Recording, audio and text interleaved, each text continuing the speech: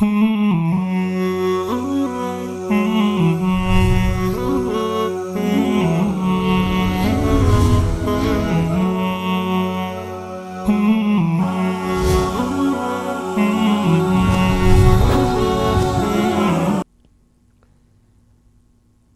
لله والصلاة والسلام على رسول الله وعلى آله وصحبه ومن والاه. اما بعد، السلام علیکم و رحمت الله و برکاته. بینندگان عزیز و گرامی، در خدمت شما هستیم از برنامه راهنمود سنت در یکی دیگر از قسمت‌های برنامه راهنمود سنت. بینندگان عزیز و گرامی، بحث ما در برنامه گذشته پیرامون موضوع آب زمزم بود که بعضی از خصوصیات آب زمزم را به خدمت بینندگان عزیز بیان کردیم. اما انواع دیگر از تبرک جستن به آب زمزم را به خدمت بینندگان عزیز و بعضی از مطالبی که ارتباط به آب زمزم میگیره به خدمت بینندگان عزیز در این برنامه بیان خواهیم کرد ان شاء الله در گوشه ای از این برنامه. بله بینندگان عزیز و گرامی، در مکه مکرمه و در مسجد الحرام بعد از طواف که در کعبه معظمه طواف میکنن حجاج، برایشان سنت است که بعد از خواندن 2 رکعت نماز در مقام ابراهیم آب زمزم بنوشند. البته این خاص حجاج نیست، آب زمزم نوشیدنش خاص حجاج نیست. می توانند که دیگر مسلمان ها هم از این آب استفاده بکنند و می شود گفت که برای دیگر مسلمانان نوشیدن آب زمزم همچنان مستحب است و سنت هست. می توانند که از این آب استفاده بکنند و به نیت تبرک و به نیت خیر و منفعت و طلب خیر استفاده بکنند. پس بنابراین این نوعی تبرک هست که انسان می تواند به آب زمزم بکند. اما اینکه آیا غسل کردن و وضو گرفتن به آب زمزم جایز هست یا نیست، در این مورد اتفاق علما هست بر اینکه وضو گرفتن و غسل کردن برای اینکه انسان خواسته باشد از این آب وضو بگیرد یا غسل بکند از آب زمزم جایز هست و در این مورد کدام مشکلی وارد نیست. و در این مورد دلیلی هست، دلیلی وجود داره که در واقع دلالت بر این میکنه که وضو گرفتن از آب زمزم و غسل کردن به آب زمزم اشکالی ندارد و مکروه نیست. روایتی هست در این مورد از حضرت علی رضی الله عنه که ایشان در ماجرای حج پیامبر علیه السلام را وقتی روایت میکنن میرسن به این قسمت، میگویند که رسول الله صلی الله علیه و سلم فدعا بسجل من ماء زمزم فشرب منه و توضأ. پیامبر علیه السلام دلوی از آب زمزم را طلب نمودند و بعد از آن آب نوشیدن و وضو گرفتن. این حدیث در مسند احمد آمده، حدیث شماره 564. این حدیث دلالت بر این میکنه که اگر شخصی خواسته باشه از آب زمزم وضو بگیره اشکالی ندارد، میتواند که انسان از آب زمزم وضو بگیرد و از آب زمزم غسل بکند. اما در مورد استنجا به آب زمزم علما اتفاق در این مورد، یعنی اتفاق بر تحریم ندارن و اتفاق بر تحلیلش ندارن، بلکه در این مورد اختلاف هست. عده‌ای از علما میگویند که استنجا با آب زمزم مکروه است، عده‌ای میگویند اشکال ندارد و عده‌ای میگویند حرام است. اما در مورد وضو و غسل در این مورد شک وجود ندارد و همه علما به این متفق هستند که جایز است و مکروه نیست، بنا بر روایتی که حضرت علی رضی الله عنه روایت کردند که در مسند احمد این حدیث وجود دارد. اما در مورد مطلب دیگر این که بعضی از حجاج آب زمزم را از اینجا میگیرند بعد میبرند با خود به کشور دیگری انتقال میدهند به نیت تبرک تا دیگر مردم از آن استفاده بکنند، آیا این جایز است یا نیست؟ در این مورد هم که در واقع نوع تبرک هست، ربط به برنامه ما دارد، این است که در این مورد هم اشکال ندارد. علما اتفاق دارند به این که اگر کسی آب زمزم را از اینجا به جای دیگر انتقال بدهد، از مثلا از مکه انتقال بدهد به جای دیگری و از آن استفاده بکند و بنوشد و برای مسلمان ها بدهد، اشکال در این مورد وارد نیست. در این مورد هم به روایتی استدلال میشه و علما به روایتی استدلال میکنن که این روایت در سنن ترمذی هست. میفرمایند که عایشه رضی الله عنها به هر جایی که میرفتند یا اکثر جاها یا به هر ترتیب با خود حمل کردند. ثابت شده که با خود آب زمزم را ام المؤمنین عایشه صدیقه رضی الله عنها حمل کردند. این روایت این گونه است که عن عایشه رضی الله عنها انها كانت تحمل من ماء زمزم و تخبر ان رسول الله صلی الله علیه و سلم کان یحمله. ام المؤمنین رضی الله عنها آب زمزم را با خود حمل می کردند و می گفتند که رسول الله صلی الله علیه و سلم آب زمزم را با خود حمل کردند و انتقال دادند. بنابراین مشکلی در این مورد وجود ندارد. این حدیث در سنن ترمذی آمده، حدیث شماره 963. و همچنین در این مورد قولی خوب است که در این مورد قولی از شیخ الاسلام ابن تیمیه رحمه الله هم روایت بکنیم یا بیان بکنیم به خدمت شما بینندگان عزیز. ایشان میفرمایند و من حمل شیئا من ماء زمزم جاز فقد کان السلف یحملونه. این در مجموع الفتاوا آمده، جلد 26 صفحه 154.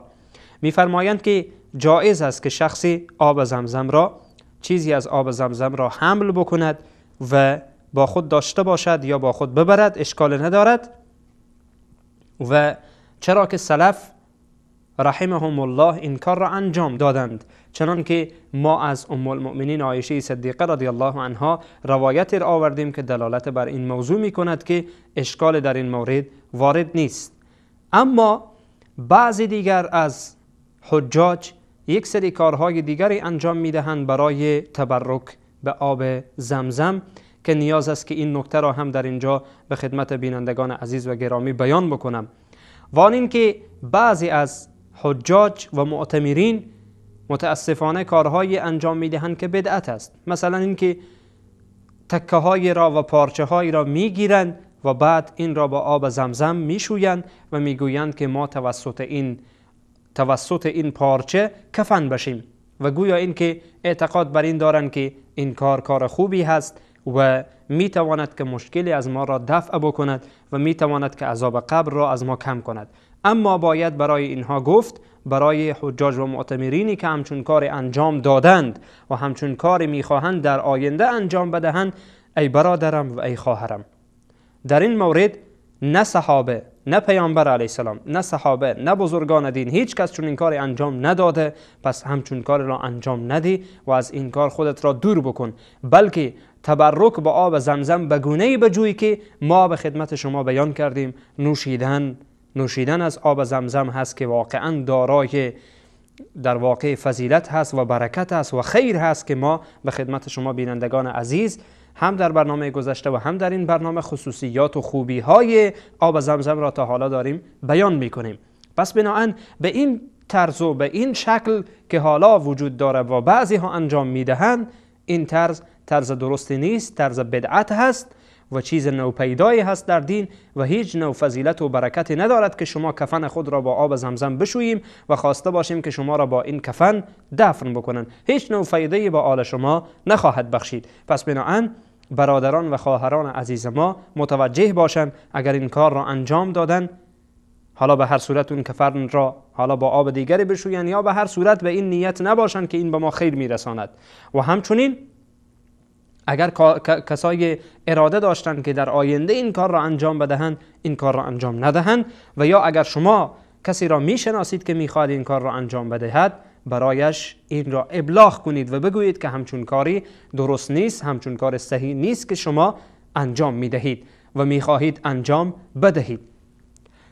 پس بینندگان عزیز و گرامی، بحث تبرک به مسائل که ربطی داشت به آب زمزم در اینجا تمام میکنیم و ان شاء الله به بحث‌های دیگری در مورد تبرک مشروع میپردازیم اگر پروردگار سبحانه و تعالی ما را توفیق بدهد. حالا اجازه بدین که یک میان برنامه بگیریم و بعد از میان برنامه ان شاء الله که مطالب را در این مورد به خدمت شما عزیزان، یعنی انواع دیگر از تبرک مشروع را بیان خواهیم کرد.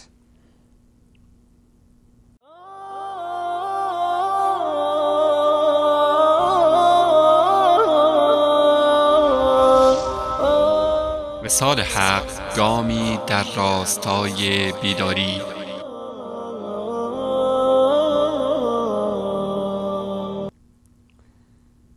با عرض سلام مجدد به خدمت شما بینندگان عزیز و گرامی، در خدمت شما هستیم در ادامه برنامه راهنمود سنت.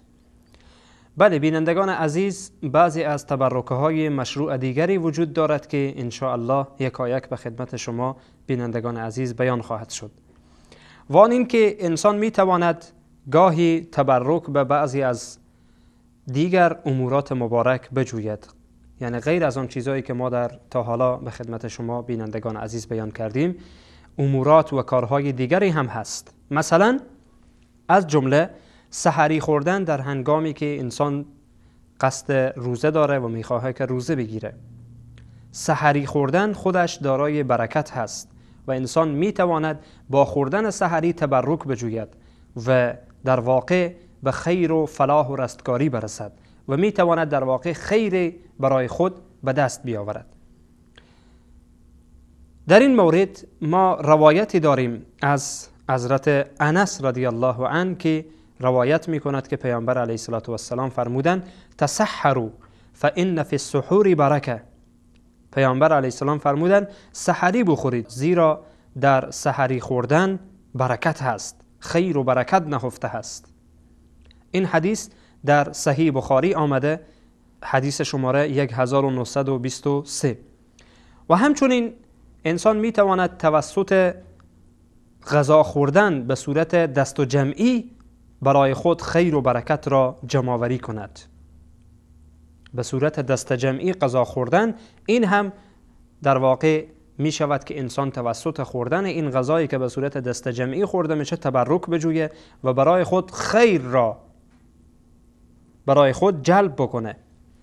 چنانچه ما روایتی داریم که پیامبر علیه السلام اصحاب پیامبر علیه السلام فرمودن ای رسول خدا، ما غذا میخوریم ولی سیر نمیشیم. غذا میخوریم ولی سیر نمیشیم. رسول الله صلی الله علیه و سلم فرمودن که حتما شما به صورت تنهایی غذا میخورید که سیر نمیشوید. دقیق باشید به سؤال پیامبر. پیامبر علیه السلام از صحابه میپرسند که شاید شما به صورت تنهایی غذا میخورید که سیر نمیشوید. صحابه میگویند که بله یا رسول خدا، ما به صورت تنهایی غذا میخوریم. پیامبر علیه السلام فرمودند فاجتمعوا علی طعامکم واذکروا اسم الله علیه یبارک لکم فیه. بر غذا خوردن جمع شوید، اجتماع کنید. غذای مثلا برای 2 نفر، برای 3 نفر، برای 4 نفر، به این ترتیب با هم بنشینید و با هم غذا بخورید، برای شما بهتر است. و هنگام خوردن غذا بسم الله بگویید که تا خداوند متعال جل جلاله در غذای شما برکت بدهد و زیاد شود. اصلا وقتی غذا میخورید همه شما سیر شوید. این در روایت دیگر این گونه آمده همین موضوع. البته این روایت در سنن ابی داوود هست، حدیث شماره 3764. روایت دیگری از ابی هریره رضی الله عنه هست که میفرماید رسول خدا صلی الله علیه و سلم فرمودند طعام اثنین کافی الثلاثه و طعام الثلاثه کافی الاربعه. پیامبر علیه السلام فرمودند طعامی که برای 2 نفر هست 3 نفر را کفایت می کند. طعامی که برای 3 نفر هست 4 نفر را کفایت می کند. یعنی شما غذا می گیرید به اندازه 2 نفر، 3 نفر شما را کافی میشه اگر به صورت دست جمعی غذا بخورید. اگر شما غذا برای 4 نفر آماده کردید، غذا برای 4 نفر گرفتید، 5 نفر از این غذا به صورت دست جمعی بخورید، برای شما کافی است. و به همین ترتیب غذا برای 3 نفر، غذا برای 4 نفر، غذا برای 5 نفر و بالاتر. چون این غذا به صورت دست جمعی هست، خداوند متعال جل جلاله برکت را در این نهفته، برکت را در این گذاشته. سبحان الله، عجیب است. در اجتماع چقدر نفع و فایده برای امت اسلامی هست. حتی در غذا خوردن با هم متفق باشند، ببینیم الله سبحانه و تعالی چقدر خیر و برکت میده. این روایت در صحیح بخاری آمده، صحیح بخاری شماره 5392. به همین دلیل است که حضرات علما و محدثین میفرمایند که غذا خوردن به صورت دست جمعی مستحب است، نه که واجب باشه، مستحب است. از این که انسان به صورت تنهایی غذا بخوره، به صورت دست جمعی بس در یک جمع غذا بخوره بهتر است. این قول را امام ابن حجر در شرح صحیح بخاری کتاب فتح الباری بیان میکنه، جلد 9 صفحه 535. پس بنابراین نتیجه میگیریم از این احادیث پیامبر علیه السلام که میتواند انسان در غذا خوردن به صورت دست جمعی نیز برای خود برکت جمع کند، برای خود خیر فراوان جمع کند. واقعا دین مقدس اسلام دینی است که همه جوانب زندگی انسان را میسنجه، همه خوبی ها را میخواهد که برای انسان برسد و هیچ خوبی از انسان دریغ نشود، همه خوبی ها در انسان جمع شود، همه خیر و برکتی که انسان فکرش را میکنه در انسان وجود داشته باشه. به همین جهت میبینیم که رسول الله صلی الله علیه و سلم هر مسئله را برای ما گفتن. حتی غذا خوردن به صورت دست جمعی میگن در این غذا برکت هست، در این غذا برکت هست. پس ای مسلمان، این غذا خوردن به صورت دست جمعی یکی دیگر از اموراتی است که انسان میتواند با آن تبرک بجوید، نه که به این غذا تبرک بجوید به گونه که حالا بعضی ها فکر میکنن تبرک به همین که باز غذا بگیره، هر کس پاره پاره بگیره داخل جیب خود کنه و بعداً بگه این تبرک است. در این غذا خوردن شما برکت هست، در این غذا خوردن شما خیر هست، خوبی هست اگر شما به صورت دست جمعی بخورید. و چنانچه پیامبر علیه السلام به صورت واضح گفتند که در این غذا برکت وجود میآید، خیر وجود میآید.